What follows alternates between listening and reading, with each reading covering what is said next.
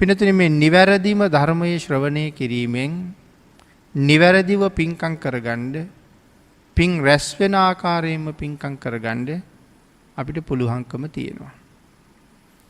තවත් උදාහරණයක් අපි සිහිපත් කළොත් අපේ පේතවත්තු ප්‍රකරණයේ සඳහන් වෙනවා බද්දා සහ සුබද්දා කියලා කාන්තාවන් දෙදෙනෙක් පිළිබඳව.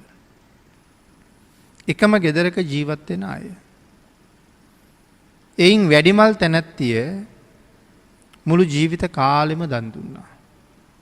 තමන්ට පුළුවන් වෙච්ච කාලේ ඉඳලා දිගටම දන් දුන්නා දීර්ඝ කාලයක්.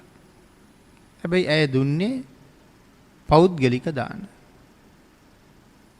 එතකොට ඇගේ සහෝදරිය කවදාවත් දන් දුන්නේ නැහැ. ඇයට නිතර නිතර දන් දෙන්න කියලා කිව්වා. ඒත් ඇය දන් දුන්නේ නැහැ. එක දවසක් එහෙම ඉල්ලීමකට අනුව ඇය දානයක් දෙන්න සූදානම් වුණා.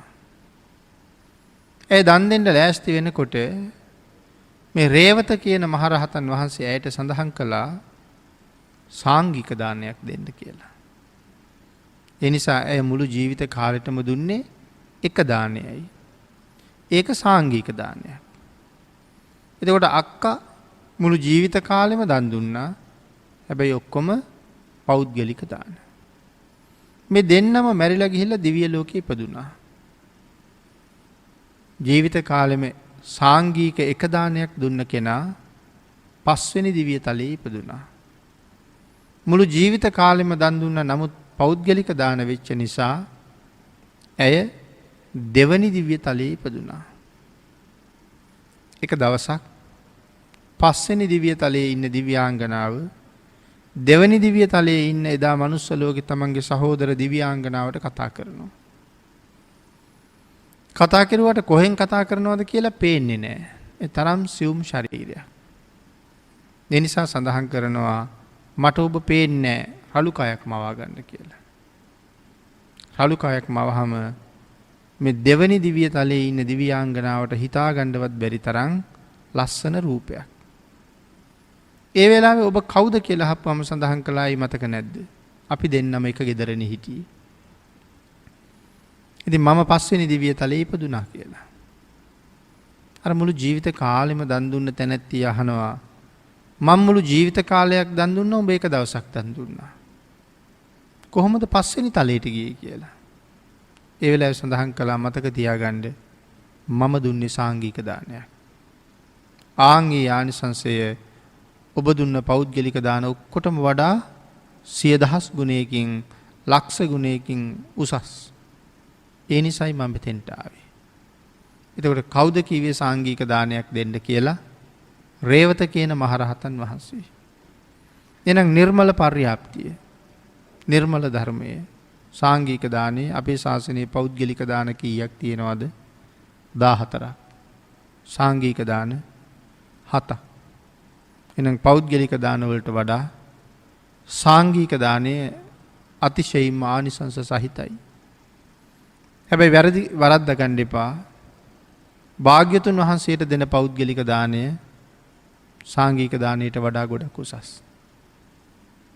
නමුත් සාමාන්‍යයෙන් මහා සංඝයා ආරමුණු කරගෙන දෙන දාන වලින් නැත්නම් අපි වෙනත් දෙන පෞද්ගලික දානත් එක්ක සාංගික දානයේ ඒ සියල්ලට වඩා උසස්. එහෙනම් රේවත මහරහතන් වහන්සේ අර තැනැත්තියට කීවේ සාංගික දානයක් දෙන්න කියලා.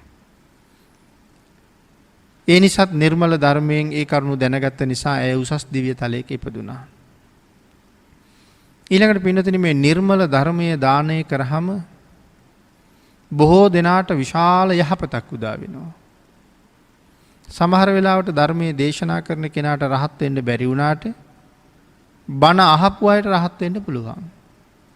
දේශනා කරන කෙනා රහත් උන්නේ. නමුත් ඒ දේශකයන්න් වහන්සේගෙන් බණ අහපු අය රහත් වෙන්න පුළුවන්. වර්තමානයේ නම් සමහර අය අහනවනේ අපිට එහෙම කියාපු අය රහත් වෙලාද කියලා. කියාපු අය රහත් වුණාද කියලා. කියාපු අය කරනවද ඔය කියන දේවල් කියලා. මං හිතන්නේ ප්‍රඥාව මදිහින්ද ගොනු වෙන ප්‍රශ්න. දේශනා කරපු කෙනා හරියටම නිර්මල ධර්මයේ දේශනා කරලා තියෙනවා නම් අපිට ඒ කෙනා රහත් වුණත් වැඩක් නැහැ. එයා ඒ දේවල් දැරුවත් නැතත් වැඩක් නැහැ. නමුත් නිර්මල ධර්මය අපට හම්බ වෙලා තියෙනවානේ. ආන්ගේ නිර්මල ධර්ම රත්නයේ පිහිට කරගෙන අපට රහත් වෙන්න පුළුවන්. අපිට මිදෙන්න පුළුවන්. ඒ නිසා මේ දේශනා කරන අය ඒ තුල පිහිටලා ඉන්නවාද කියන කාරණාව අපිට වැඩක් නැහැ. මහා සීව තෙරුන් වහන්සේ රහත් වෙලා හිටියේ නැහැ. නමුත් උන්වහන්සේට ශිෂ්‍යෝ කී දහහක් හිටියද රහත් වෙච්ච අය? රහතන් වහන්සේලා 30000ක් හිටියා. ශිෂ්‍යෝ. නමුත් තාම ගුරුවරයා රහත් වෙලා තිබුණේ නැහැ. වටින්නේ නිර්මල පර්යාප්තිය. කොයි තරම් පිරිසකට යහපතක් කරනවද නිර්මල පර්යාප්තිය අහලා පිරිසක් නිවැරදි වෙනකොට. එහෙනම් ඒ නිවැරදි පිරිස අරමුණු කරගෙන පින්කම් කරලා දන් දීලා අපිට අපේ ජීවිතේ සුවපත් කරගන්න පුළුවන්. එහෙමනම් නිර්මල පර්යාප්තියෙන් කී දෙනෙක් යහපතෙහි පිහිටවනවද? කී දෙනෙක්ගේ සසර මං කෙටි කරනවද? කී දෙනෙක් සසරෙන් එතර කරනවද කියන කාරණාව ඉතා සුවිශේෂී කාරණාවක්. එහෙමනම් දිගටම සිහිපත් කළා නිර්මල පර්යාප්තිය අසන්නෙම්වා කියලා ප්‍රාර්ථනා කරලා තියෙන්න ඕනේ. නිර්මල පර්යාප්තිය දරන්නෙම්වා. අපිට නිවැරදි ධර්මය අහන්න ලැබෙනවා. ඒ වුණාට අපිට දරන්න බෑ. මතක තියාගන්න බෑ. මතක හිටින්නේ නැහැ. ඒ නිසා ඇහුවට සමහර වෙලාවට ප්‍රයෝජනයක් ලැබෙන එකක් නෑ. හැබැයි එතෙන්ට එන්න අපි වෙනම පින්කම් කරලා තියෙන්නත් ඕනේ. හොඳට මතක හිටින්න, හොඳට ධාරණ ශක්තිය ඇති වෙන්න කළ යුතු විශේෂ පින්කම් තියෙනවා. ඒ පින්කම් සංසාරේ කරගන්න එක හරි වටිනවා. අපේ ශාසනයේ බහුශ්‍රූත ශ්‍රාවිකාවන් අතර ගිහි ශ්‍රාවිකාව කවුද කියලා දන්නව අපේ අය? කවුද මේ බහුශ්‍රූත ශ්‍රාවිකාවන් අතර ඉන්න ගිහි කෙනා? ගිහි බහුශ්‍රූත ශ්‍රාවිකාවන් අතර අග්‍රස්ථානය ලබන්නේ කුජුත්තරා. ධර්ම ශ්‍රවණය කරලා තමන් අහගත්ත ධර්මය එහෙම්මම ඇවිල්ලා දේශනා කරන්න පුළුවන්කම තිබුණා ඒ විදිහටම. මොකද්ද සංසාරේ කරපු පින මේ තරම් මතක හිටින්ද? පසේ බුදුරජාණන් වහන්සේලාට පාත්‍රා ආධාරක පූජා කරලා. එතකොට පාත්‍රා ආධාරක පූජා කිරීමේ පින මොකක්ද? හොඳට ධාරණ ශක්තිය ඇති වෙනවා. මතක ශක්තිය ඇති වෙනවා. පාත්‍රයේ දරාගෙන ඉන්නනේ ආධාරකයේ පූජා කරන්නේ. අපි සාමාන්‍යයෙන් පූජා කරනකොට පාත්‍රා පූජා කරුවට ආධාරක පූජා කරන්නේ නැහැ. එහෙනම් පින්කමේ කොටසක් අඩු වෙලා. සාමාන්‍ය කොටසක් නෙමෙයි විශේෂ කොටසක් අඩු වෙලා. ඒ හින්දා මේ පාත්‍රා ආධාරක පූජා කරන එකේ කුසලයේ තමයි හොඳට ධර්මයේ දරන්න පුළුවන්. හැම දෙයක්ම මතක තියාගන්න පුළුවන්. සඳහන් කරන කුජුත්තරා මොනවද පූජා කරලා තියෙන්නේ? පසේ බුදුරජාණන් වහන්සේලාට දානේ පූජා කරලා ඒ වුණාට පාත්‍රය රත් වෙලා. උණුවේ දත් පූජා කරලා පාත්‍රය රත් වෙලා අතේ තියාගන්න බෑ. ආන් ඒ හින්දා පසේ බුදුරජාණන් වහන්සේලා 8 නමකට තමන් ගාව තිබිච්ච රත්තරන් වලලු 8ක් පූජා කරනවා. ඒ වලල්ල උඩ පාත්‍රය තියාගන්න. ආධාරකයේ හැටියට.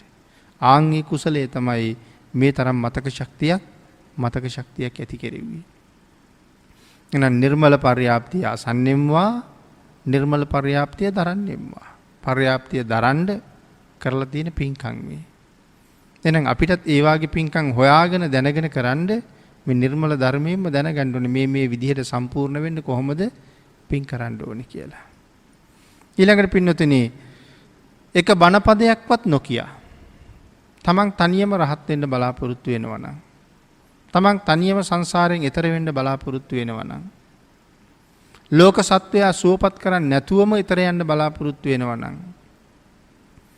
මේ කාරණාවේ තියෙන අන්තිම පදේ අයින් කළාට කමක් නැහැ. මොකද අපි මේ සාකච්ඡා කරගෙන යන්නේ නිර්මල පර්යාප්තිය අසන්නෙම්වා, නිර්මල පර්යාප්තිය දරන්නෙම්වා, වචනයේ පුරුදු පුහුණු වන්නෙම්වා, අර්ථ පිරික්සන්නෙම්වා, නුවණින් විනිවිද දකින්නෙම්වා, නිවැරදිව අන්‍යයන්ට දේශනා කරන්නෙම්වා. එහෙමනම් තව කෙනෙකුට ධර්මයේ දේශනා කරන්නේ නැතුව තමන් තනියම තමන්ගේ පාර හදාගෙන යන්න බලාපොරොත්තු වෙනවා නම් නිවැරදිව අන්‍යයන්ට ධර්මයේ දේශනා කරන්නෙම්වා කියන කැල්ල අයින් කළාට කමක් නැහැ. එහෙමනම් තව එක්කෙනෙක් හරි තමන්ගේ අම්මා තාත්තා හරි තමන්ගේ සහෝදර පිරිස හරි තමන්ගේ නෑදෑයෝ පිරිස හරි තමන්ගේ කල්යාණ මිත්‍රයෝ ටික හරි තමන්ගේ දායක පිරිස හරි මේ සංසාරයෙන් එතර කරවන්න ඕන කියලා කල්පනා කරනවා නම් නිවැරදිව ධර්මයේ දේශනා කරන්න ප්‍රාර්ථනා කරන්න ඕනේ. ඒක විශේෂයෙන් ප්‍රාර්ථනා කරන්න ඕන දෙයක්. නිවැරදිව ධර්මයේ දේශනා කරන්න. ආන්ගේ ප්‍රාර්ථනාව හරියටම සම්පූර්ණ කරගන්න ඕනේ. එහෙමනම් පින්නතුනි මේ නිර්මලම ධර්මය නිවැරදිව අන්‍යයන්ට දේශනා කරන්න. වචනයෙන් වචනේ ඉගෙන ගන්න. මනාව අර්ථ පරීක්ෂා කරන්න. අපිත් වෙනම ප්‍රාර්ථනා කරන්න ඕනේ. නිවැරදි ධර්මය අහනවා. නිවැරදි ධර්මයේ දරන්න පිනක් තියෙන්න ඕනේ. වචනයෙන් වචනේ ඉගෙන ගන්න පිනක් තියෙන්න ඕනේ. අර්ථ පරීක්ෂා කරන්න. ඒ ධර්මයේ දරා ගන්න. ධර්මයේ අනුව විනිවිද දකින්න වෙනම අපි ප්‍රාර්ථනා කරලා තියෙන්න ඕනේ. පින්නතුනි ඊළඟට කැමැති තාක් කාලයක් සමාපත්තීන්ට කැමැති තාක් කාලයක් සමවදින්නෙම්වා. කැමැති තාක් සමාපත්තීන්ට කැමැති තාක් කාලයක් සමවදින්නෙම්වා. ප්‍රාර්ථනා කරලා තියෙන්න ඕනේ. කරදරයක් නැතුව, බාධාවක් නැතුව, පීඩාවක් නැතුව, උවදුරක් නැතුව කැමැති තාක් කාලයක් සමාපත්තීන්ට සමවදින්න. අපි වෙනම සංසාරේ ප්‍රාර්ථනාවක් කරලා තියෙන්න ඕනේ. එහෙම නැත්නම් හරියට කරදර පීඩා බාධක එළඹෙනවා. එhmenan මේ කොහොම සමවදින්නද මේ කැමැති තාක් කාලයක් කැමැති තාක් ආකාරයෙන් මේ සමාපත්තීන්ට සමවදින්න කොහොමද? මජ්ක්‍ධිම නිකායේ තියෙනවා මහා ගෝසිංග කියලා සූත්‍රය. මහා ගෝසිංග සූත්‍රයේ ඒ ගැන මෙන්න මේ විදිහට සඳහන් කරලා තියෙනවා. මේ මහා ගෝසිංග සූත්‍රයේදී මේ ධර්ම කාරණාව සාකච්ඡා කරන තැන මහ තෙරවරුමයි ඉන්නේ. එතන සරියුත් මහරහතන් වහන්සේ, මුගලන් මහරහතන් වහන්සේ, මහා කාශ්‍යප මහරහතන් වහන්සේ, මේ ආනන්ද ස්වාමින් වහන්සේ වාගේ අය, ඒ වගේ මහ තෙරවරුමයි මෙතන ඉන්නේ. සරියුත් මහරහතන් වහන්සේ විමසනවා මේ ගෝසිංග සාල වනෝද්‍යානය කොයි වාගේ භික්ෂූන් වහන්සේලාගෙන් බැබලෙනවද කියලා.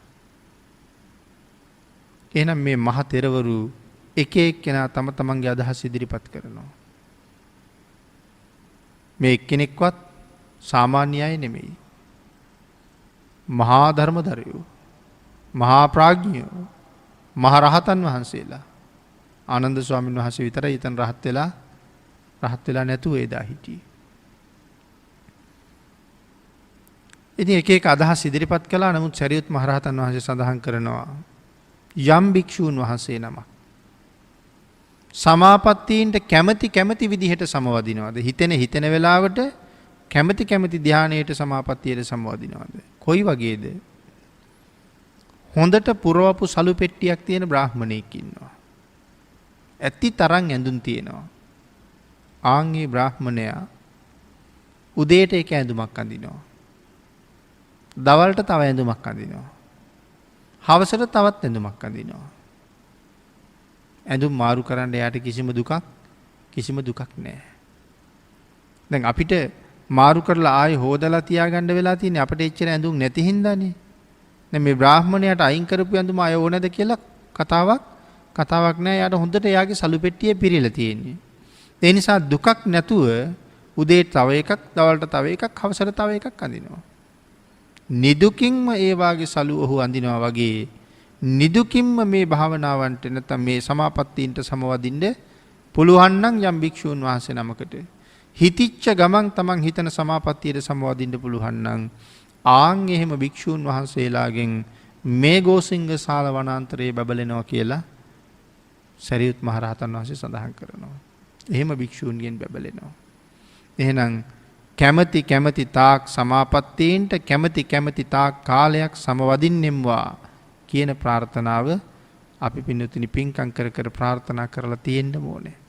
එතකොට තමයි සංසාරේ අපිට ඒ තැන් වලට ළඟා වෙන්න පුළුවන්කම තියෙන්නේ. එතකොට පින්නතුනි මේ ලෝකේ තියෙන දේවල් නිදුකින්ම ලබන්න අපිට වෙනම පින් තියෙන්න ඕනේ. දුකක් නැතුව ලෝකේ තියෙන දේවල් ලබන්න පින් කරලා තියෙන්න ඕනේ. එහෙනම් ප්‍රාර්ථනා කරන්නත් ඕනේ නිදුකින් ලබන්නෙම්වා. ඊළඟට ලැබෙන දේවල් පරිහරණය කරන්න ඊට වඩා පිනක් තියෙන්න ඕනේ. ලැබෙනවා තියෙනවා ගොඩ ගැහිලා පරිහරණය කරන්නේ. හම්බ වෙන්න පින් තියෙනවා පරිහරණය කරන්න පින් තියෙන්නේ. එහෙනම් ලැබෙන්න පින් තියෙනවා වගේම ඒවා පරිහරණය කරන්නත් වෙනම අපි ප්‍රාර්ථනා කරලා තියෙන්න ඕනේ. ලැබෙන දේවල් අත්හරින්න ඊටත් වඩා පිනක් තියෙන්න ඕනේ. සමහර කට්ටියට ලැබෙනවා පරිහරණය කරන්නෙත් නැහැ දෙන්නෙත් නැහැ. සමහර කට්ටිය පරිහරණය කරනවා හැබැයි දෙන්න ගියාම හරි අමාරුයි. එහෙනම් ලබන්නත් පරිහරණය කරන්නත් ඒ දේවල් තව කෙනෙකුට දෙන්නත් ඊට වඩා පිං තියෙන්න ඕනේ. ඒක ඒ නිසාම ප්‍රාර්ථනා කරලා තියෙන්න ඕනේ. කැමති ශිල්පයක් ශාස්ත්‍රයක් වඩන්න එයින් ප්‍රයෝජන ගන්න කැමති දෙයක් කරන්න Tamanට පුළුවන්කම තියෙනකම්ම ඒ කාරණාව දියුණු කරගන්න අපි විශේෂයෙන් ප්‍රාර්ථනා කරලා තියෙන්න ඕනේ. බාහු සච්ඡංච සිප්පංච කියන ධර්මතාවයේ Taman තුල තියෙනවද කියන කාරණාව හරියට පරීක්ෂා කරගන්න ඕනේ. බොහෝ ශිල්ප ශාස්ත්‍ර ඉගෙනගෙන තියෙනවා. මොකද්ද මේ බොහෝ ශිල්ප ශාස්ත්‍ර ඉගෙනගෙන තියෙනවා කියලා කියහම අපි සමහරට වෛද්‍යවරයෙක් වෙන්න ඉගෙන ගත්තා. හැබැයි එතකොට එයා වෛද්‍ය වෘත්තිය විතරයි දන්නේ. ගයක් හදාගන්න වෙච්චාම වෙන කාගෙන් හරි සැලැස්මක් ඉල්ල ගන්න වෙනවා. තව කාගෙන් හරි ඒකට කොච්චර වියදම් වෙනවද කියලා කාරණා ටික හදාගන්න වෙනවා. ඒකට වෙනම හදලා දෙන්න තව පිරිසක් වෙනම හොයාගන්න වෙනවා. එතකොට බාහු සච්ඡංච කියන බොහෝ ශිල්ප ඉගෙන ගත්ත කියන කාරණාවේ නැහැ. එතකොට ගේ හදනකොට ඒ සැලැස්ම ක්‍රියාත්මක කරනකොට කොතනද ගේ හදන්නේ? ඒ ගේ හදන තැන පස්සේ කාලේ වෙනත් කරදර එන්න පුළුවන්ද? වෙනත් බාධා එන්න පුළුවන්ද? දැන් එතන හොඳට තිබුණට බොහෝ වැහි කාලවල වල එතෙන්ට වතුර පිරෙන තැනක්ද? මෙතන නිතරම සත්තු ගැවසෙන තැනක්ද? නිරන්තරයෙන් වනසත්තු එහාට මෙහාට යන තැනක්ද?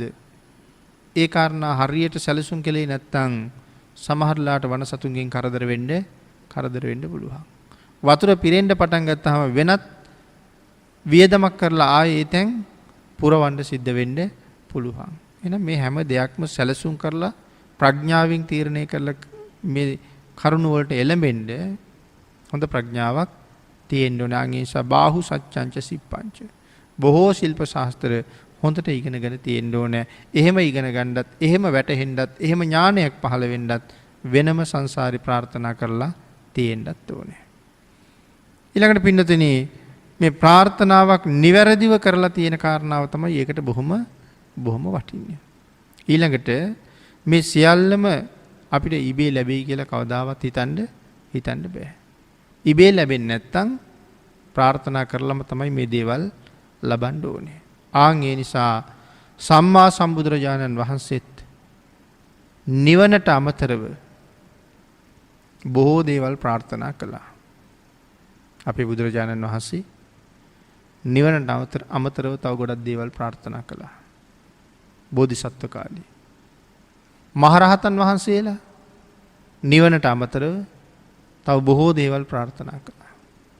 80 මහා ශ්‍රාවකයන් වහන්සේලා නිවනට අමතරව බොහෝ දේවල් ප්‍රාර්ථනා කළා. එහෙනම් මේ ප්‍රාර්ථනාව කියන එක කොච්චර වටිනවද? මොනවද 80 මහා ශ්‍රාවකයන් වහන්සේලා නිවනට අමතරව ප්‍රාර්ථනා කරපුවා? ඇයි 80 මහා ශ්‍රාවක කියලා කියන්නේ? මොකක් හරි කාරණාවකින් අග්‍රස්ථානයේ.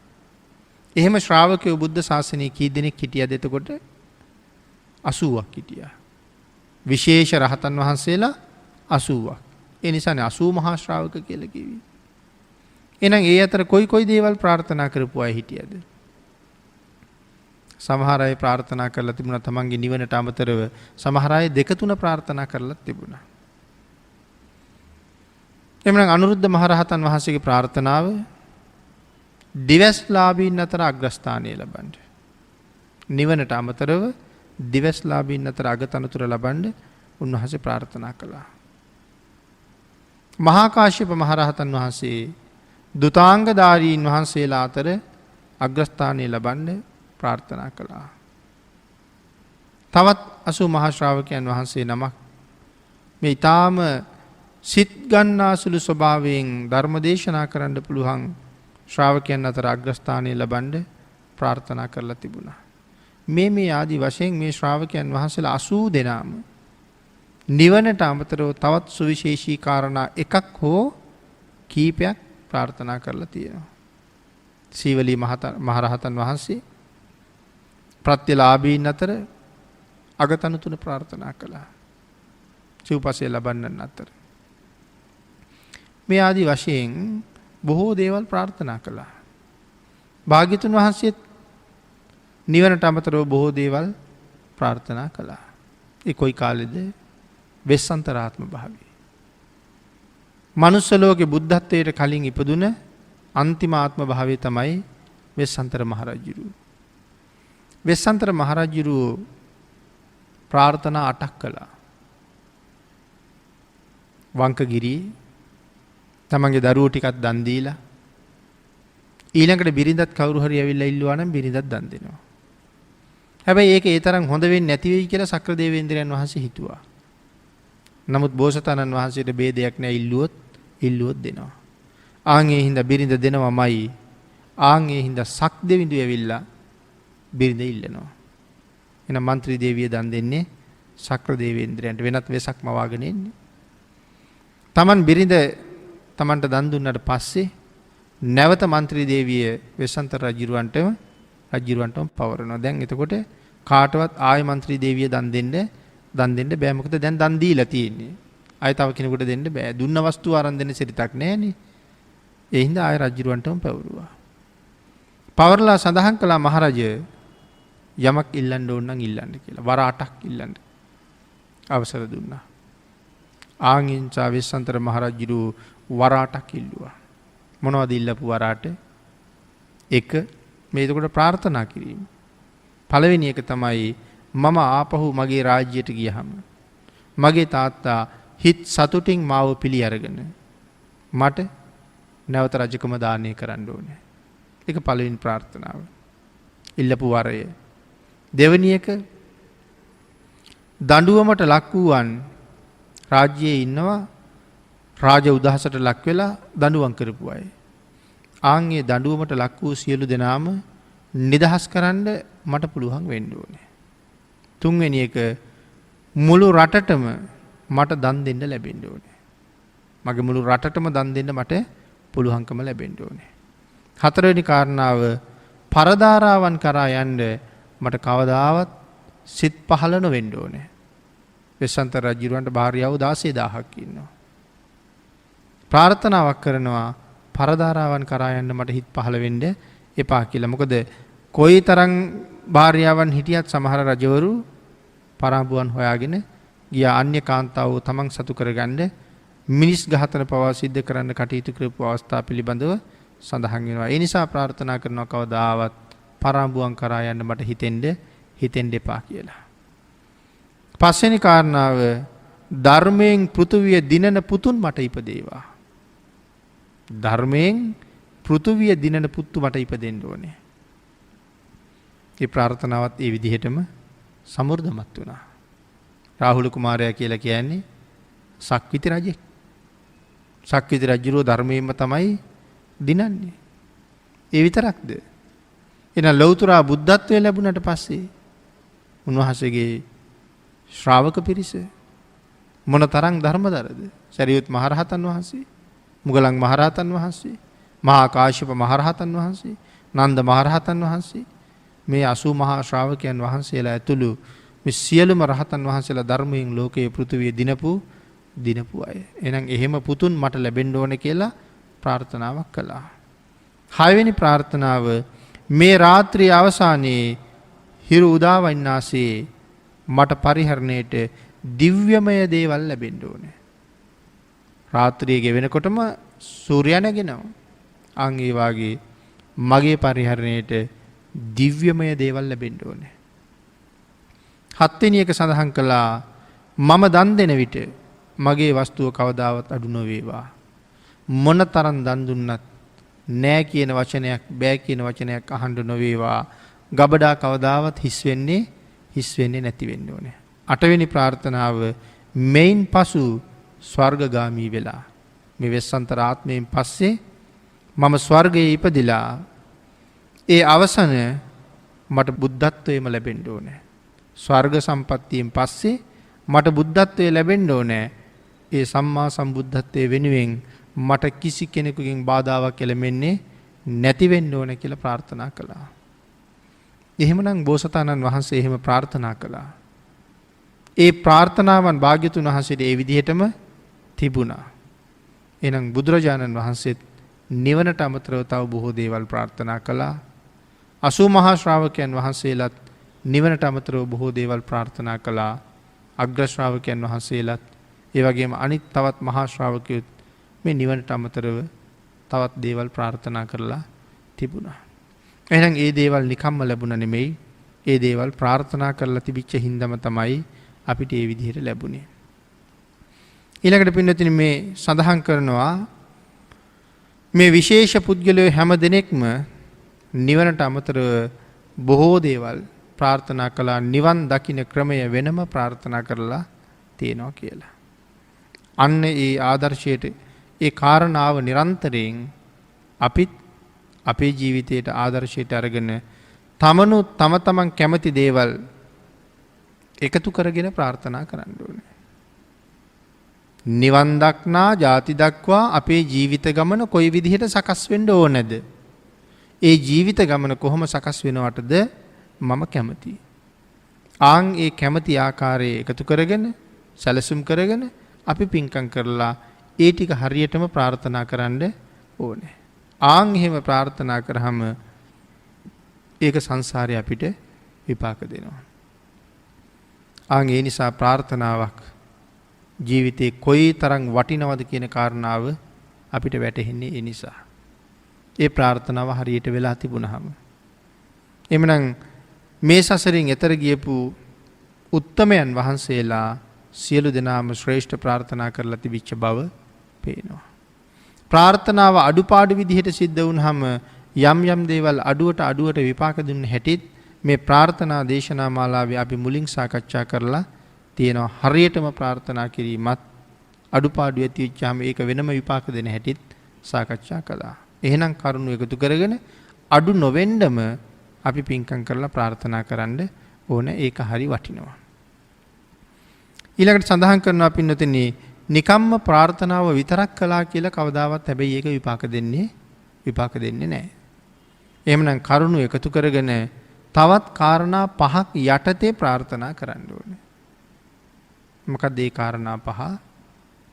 ඒක අපි මුලිනුත් සාකච්ඡා කළා පංච ධර්මය කියලා.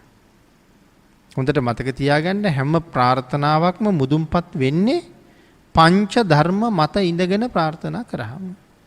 එතකොට මේ ප්‍රාර්ථනා කරලා හොඳට විපාක දීපු හැම කෙනෙක්ම ප්‍රාර්ථනා කරලා තියෙන්නේ ඒ පංච ධර්මයේ මත ඉඳගෙන. එහෙමනම් පංච ධර්මයේ පළවෙනි එක ශ්‍රද්ධාව, සීලය, ශ්‍රුතය, ත්‍යාගය, ප්‍රඥාව. ශ්‍රද්ධා, සීල, ශ්‍රුත, ත්‍යාග, ප්‍රඥා. මේක තමයි පංච ධර්මය කියලා කියන්නේ. යමක් කරලා කරනවා නම් ප්‍රාර්ථනාවක් ඒක මුදුන්පත් වෙන්නේ මෙන්න මේ කාරණා 5 මත ඉඳගෙන ප්‍රාර්ථනා කෙරුවොත් ඒ නැතුව කරන ප්‍රාර්ථනා විපාක දෙනවද නැද්ද කියන එක අනියතයි. නමුත් පංච ධර්මයේ මත ඉඳලා කරන ප්‍රාර්ථනා අනිවාර්යයෙන්ම විපාක දෙනවා. ඒ බව නියතමයි. ආන් ඒ මත පිහිටලා ප්‍රාර්ථනාව කරන්න කියලා සඳහන් කරනවා. මේ ජීවිතය තුළ විපාක දීම අනියතයි. හැබැයි මරුණ තැන ඉඳලා ඉදිරියට විපාක දෙනවා නිවන් දකින්නතුරු ඒක සහතිකයි. මේ ජීවිතය තුළ අනියතයි. එතන ඉඳලා මැරිච්ච තැන ඉඳලා නිවන් දක්නා ජාති දක්වාම විපාක දීම සහතිකයි කියලාම සඳහන් කරනවා. ආන් ඒ නිසා ප්‍රාර්ථනාවක් කොයිතරම් වටිනවද? මේ නිසා සඳහන් කළා බුද්ධාන්තරයක ඉපදිලා අපි පෙර එහෙම ප්‍රාර්ථනා කරලා තිබිලා නැති නිසා තාම අපි කුසල් දහම් වලට යෙදෙනවා බොහොම අඩුයි. ශ්‍රේෂ්ඨ මනුෂ්‍ය ජීවිතයක් හම්බ වුණා. බුද්ධාන්තරයේ මනුෂ්‍ය ජීවිතය ලැබුණා. හොඳට ෂණ සම්පත් හම්බ වුණා. ඒ විතරක් නෙමෙයි නිර්මල ධර්මයක් අපිට හම්බ වෙලයි තියෙන්නේ. එහෙම ලැබිලා තියෙන වෙලාවෙත් අපිට මේකෙන් හරියටම ප්‍රයෝජන ගන්න බැරි වෙච්ච නිසා කණ්ඩ අඳින්න හොයනවා මිසක් පිනක් කරන්න අපි වෙන් කරපු කාලය බොහොම අඩුයි. ආන් ඒක හින්දා හුඟක් අය මේ සමාජ කියනවා ඇහෙනවා. පින්කම් කරන්න නම් අපිත් ආසයි. පන්සල් එන්න නම් අපිත් කැමතියි. සිල් ගන්න බණ අහන්නත් හරි කැමතියි. නමුත් ඉතින් මේ වැඩ රාජකාරිය ඇස්සේ කොහෙද වෙලාවක් කියලා අහන අය ඕන තරම් ඉන්නවා. එහෙමනම් ඒකෙන්ම පේනවා ඒගොල්ලන්ගේ ප්‍රාර්ථනාව හරි දුර්වලට තිබිලා තියෙනවා. මේ තරම් අවස්ථාවක් ලැබිලත් ප්‍රයෝජනයක් ගන්න ලැබෙන්නේ නැත්තේ හොඳට නිවැරදිව ප්‍රාර්ථනා කරලා තිබිලා නැති හින්දා. ආන් ඒ නිසා මේ මනුස්ස ලෝකේ ඉපදිලත් සියලු පින් හරියටම ප්‍රයෝජන අරගන්න අපිට පුළුවන්කමක් ලැබිලා නැහැ. බොහොම පින් කරලා කුසලයෙන් ජීවිතේ පෝෂණය කරගන්න ලැබිලා නැහැ. ආන් ඒ නිසා පිනුත් නැතුව මැරිලා සතර අපායෙම ගිහිල්ලා ඉපදෙනවා. මනුස්ස ලෝකෙක ඉපදෙන්නත් ලැබුණා. මනුස්ස ලෝකෙක ඉපදුනා කියලා කියන්නේ රැස් කරනවා නම් මුළු සසරම දිනන්න පින් රැස් කරන්න පුළුවන් තැනක්. එතකොට එහෙම තැනක්නේ ඔබට අපිට හම්බ වෙලා තියෙන්නේ. මිත්‍යා දෘෂ්ටික කාලයක ඉපදුනත් නෙමෙයි, අබුද්ධෝත්පාදයක ඉපදුනත් නෙමෙයි. මේ මනුස්ස ජීවිතය අරන් ඉපදුනේ බුද්ධෝත්පාද කාලයකමයි. එහෙම ඉපදිලත් මැරිලා අපායට යන්න නම් ලෑස්ති වෙන්නේ සංසාරේ කොතන හරි අපේ අඩුපාඩුවකුත් තියෙනවා. ඒ කියන්නේ පංච ධර්ම මත පිහිටලා හරියට ප්‍රාර්ථනා කරලා නැහැ. ලැබිච්ච මනුස්ස ජීවිතයෙන් හොඳට ප්‍රයෝජන ගන්න අවස්ථාව උදා වෙන්න කියලා. ආන් ඒ නිසා බොහෝ දෙනා සසර අතරමං වෙන බව පේන්න තියෙනවා. පින්තුනි තනියමම නිවනට යන එකත් හොඳ නෑ කියලා සඳහන් කරනවා. තනියම නිවන් දකින්න එකත් හොඳ නෑ. වීරිය තියෙනවා නම් තවත් එක්කෙනෙක් හරි දෙන්නෙක් හරි තව පිරිසක් හරි අරගෙන යන එකම තමයි වටින්නේ. එහෙම අරගෙන යන්න ගියහම අපේ සසර ටිකක් පරක්කු වෙන්න පුළුවන්. තව කෙනෙක් අඬ ගහගෙන යනකොට පරක්කු වෙනවා. ඒක ගමනක් යනකොටත් එහෙමනේ. දෙන්නෙක් එකතු වෙලා ගමනක් යනකොට අනික් එක්කෙනා එනකම් බලාගෙන ඉන්න වෙනවා. පිරිසක් අතරින් ඒ ගමන යනකොට හැම වෙලාවෙම පිටිපස්සේ හැරි බලන් වෙනවා අනිත් එක්කෙනා එනවද කියලා. කොහෙ බැරි වුණාද කොහෙ ගියාද කියලා බලන් වෙනවා. සමහරලාට මම තැනක ඔහු තැනක මට ඔහු වෙනකන් සෑහෙන්න රස්තියාදු වෙනවා. එහෙනම් එක්කෙනෙක් හෝ පිරිසක් අඬ ගහගෙන යනකොට අපේ ගමනත් ටිකක් පරක්කුයි තමයි. නමුත් ගමන පරක් වුණාට කමක් නැහැ. තවත් කීප දෙනෙක් හරි මේ සංසාරයෙන් එතර කරගන්න පුළුවන්කම තියෙනවා නම් ඒක තමයි වටිනාකම. යම් කෙනෙක් කියනවා නම් එහෙම සංසාරේ පරක්කු වෙන්න හොඳ නැහැ. එහෙම දිගින් දිගට ප්‍රාර්ථනා කරන්න හොඳ නැහැ. ලැබිච්ච අවස්ථාවෙන් මෙතර වෙන්න ඕනේ කියලා යම් කෙනෙක් කියනවා නම් ඒක වටින්නේ නැහැ. පිහිට වෙන්න පුළුවන් නම් පිහිට වෙන්න ඕනේ. ඒ කාරණාව පින්නතුනි මේ ගෝඨාභය යෝධයාගේ සහ තේරපුත්තාභය යෝධයාගේ කතාවෙනුත් මනාව පැහැදිලි කරනවා. තේරපුත්තාභය ස්වාමින් වහන්සේ නම ගෝඨාභය යෝධයා ගිහිල්ලා කියනවා යුද්ධයට යන් කියලා. නමුත් තේරපුත්තාභය යෝධයා කියනවා බෑ. මම සිවුරු පොරවා ගත්තේ සිවුරු අරින්න නෙමෙයි. මටත් යුද්ධයක් තියෙනවා. මං එන්නේ නැහැ කියලා. හැබැයි ගෝඨාභය අහනවා ඔබ වහන්සේ තනියම නිවන් දැක්කහම අනිත් අයට උපකාර කරන්නේ කවුද කියලා. එහෙමනම් යම් කෙනෙකුට පිහිට වෙන්නම පුළුවන් නම් සම්බුද්ධ ශාසනය රැකලා තියලා නිවන් දකින්න පුළුවන් නම් වටිනවා කියන එකයි එතන කිව්වේ. මොකද ශාසනය විනාශ වෙමින් තියෙන්නේ. විනාශ වෙන ශාසනය එක්තෙන් කරන්නයි රජතුමා සූදානම් වෙන්නේ.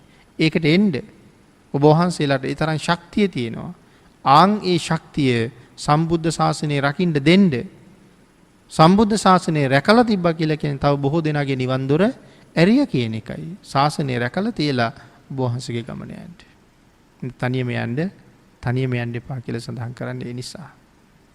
එහෙමනම් පින්නතුනි මේ ආත්මාර්ථය තියෙන රහතන් වහන්සේටත් දොස් කියන ක්‍රමයක් මේ ශාසනයේ තියෙනවා. අනුන්ට උපකාර කළේ නැත්තම් රහතන් වහන්සේටත් දොස් කියලා තියෙනවා මේ ශාසනයේ.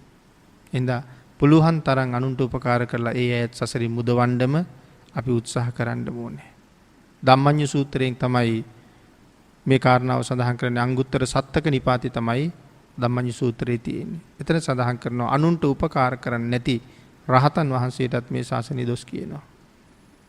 පිනතුනි මේ සසර දිගින් දිගට ඇවිදිනවා කියන එක නැත්තම් තව බොහෝ දෙනා සසරින් එතර කරවන්න අවස්ථාව ලැබුණාම අපි සිහිපත් කළා අපේ සසර ගමන ටිකක් පරක්කු වෙන්න පුළුවන් කියලා. ප්‍රාර්ථනා කරන එක තණ්හාවක් නම් සසර නවතින එක තණ්හාවක් නම් මහබෝසතාණන් වහන්සේලාට කවදාවත් ලෞතුරා බුදුරජාණන් වහන්සේලා විවරණ දෙන්නේ නැහැ. අද කියනවනේ ප්‍රාර්ථනාව තණ්හාවක්, ප්‍රාර්ථනා කරන්න එපා, ප්‍රාර්ථනා කරන එක හොඳ මදි කියලා. එහෙමනම් දීපංකර පාදමූලයේ අපේ භාග්‍යතුන් වහන්සේ ලෞතුරා බුද්ධත්වයේ ප්‍රාර්ථනා කරනකොට බණපද දෙකක් අහලා නිවන් දකින්න පුළුවන්කම තිබුණානේ. එහෙනම් දීපංකර භාග්‍යතුන් වහන්සේ දේශනා කරන්න එපෙයි. බණපද දෙකකින් නිවනට යන්න තියෙනකොට මොකද්ද ඔය කරගන්න හදන වැඩේ කියලා. බුදු වෙන්න එපා, මෙතන නිවන් දකින්න කියන්න එපෙයි. කවදාවත් එහෙම කියන්නේ නැහැ. එහෙම වුණා නම් මහ බෝසතුන්ට විවරණ හම්බෙන්නෙත් නැහැ. නමුත් අසංඛ්‍ය 24කට වඩා වැඩි ප්‍රමාණයක් සසරින් මුදවනවා. දීර්ඝ කාලයක් හැබැයි සසර දුක් විඳිනවා. ඒ වුණාට විවරණ දෙන්නේ තවත් පිරිසක් ඊතර කරවගෙනම ඊතර යන්නේක බොහොම වටින හින්දා. ඒ නිසා අපි සියලු දෙනාම පින්කම් කරලා නිවැරදිව ප්‍රාර්ථනාවක් සිද්ධ කරන එක පංච ධර්ම මත පිහිටලාම සිද්ධ කරන්න ඕනේ. හැබැයි මේ ප්‍රාර්ථනාව නිවන් දක්නා ಜಾති දක්වා මට කොහොම විපාක දෙන්න ඕනේද? මම කොයි විදිහට සුවපත් වෙන්න ඕනේද? මම කොයි විදිහට ඒ ගමන යන්න ඕනේද? කිසිම කරදරයක්, බාධකයක්, අඩුවක්, පාඩුවක් නැතුව ඒ ගමන ඍජුව යන්න සුදුසු විදිහට ප්‍රාර්ථනා කරන්න ඕනේ. භාග්‍යතුන් වහන්සේ අපට ඒකට ඍජුව අවසර දීලා තියෙනවා. බුදුරජාණන් වහන්සේ අපට නිවන් මඟ දේශනා කළා මිසක් අපි නිවන් දකින්න ඕනේ කොයි විදිහටද කියලා භාග්‍යතුන් වහන්සේ දේශනා කරලා නැහැ. පාර දේශනා කරලා පාර පෙන්නලා තියෙනවා. අපි කැමති විදිහට පාර යන්න පුළුවන්කම තියෙනවා. ඒ නිසා හොඳ සැලසුම් සහිතව පංච ධර්මයන්ගෙන් යුක්තව හොඳ ප්‍රාර්ථනාවක් කරලා නිවන් දක්නා ಜಾති දක්වා බලාපොරොත්තු වෙන ආකාරයේ කරුණු මුදුන්පත් කරගෙන මේ සංසාර සාගරයෙන් එතර යන්න ඔබ සියලු දෙනාටම තුනුරුවන්ගේ අනන්ත ආශිර්වාදයෙන් ශක්තිය, ධෛර්යය, වාසනාව උදා වේවා කියලා ආශිර්වාද කරනවා.